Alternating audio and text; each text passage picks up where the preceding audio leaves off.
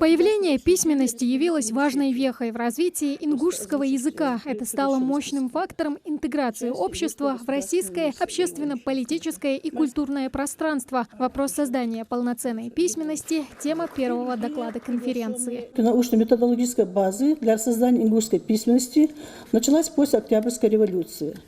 История литературного письменного ингушского языка начинается с того периода, когда фундаментально стала создаваться национальная письменность, разрабатываются литературные нормы, совершенствуется грамматический строй.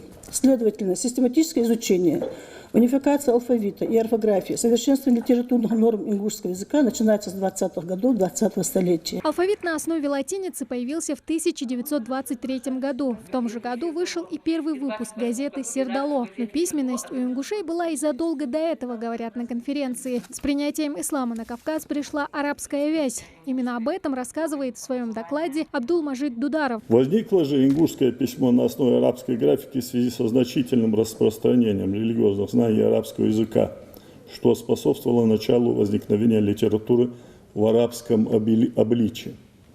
Стоит вспомнить о том, что ингуш-иммигрант из селения Гамурзиева, эти данные приводит Хас Магомадова, ногчи исследовательницу ее Хулер, Мухаммад Аддашлаки из Гамурзиева дошел к Кыртепасуан. В 1904 году издал книгу «Ингушские предания», используя при этом арабскую графику. Это данные, которые она приводит.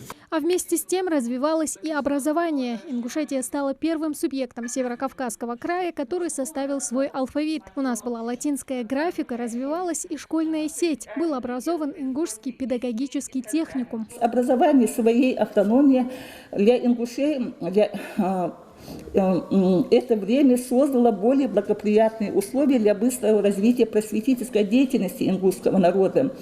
В 1900 уже после сразу же создания автономии, это уже 1924 год, за только один год, 24 по 25 года, ингушская АО уже функционировало 16 школ, 3 техникума, педагогический, сельскохозяйственный, индустриальный.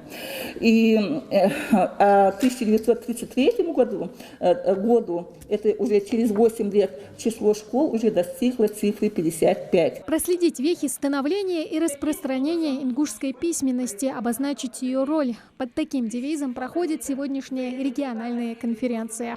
Что такое появление национальной письменности для любого национального языка?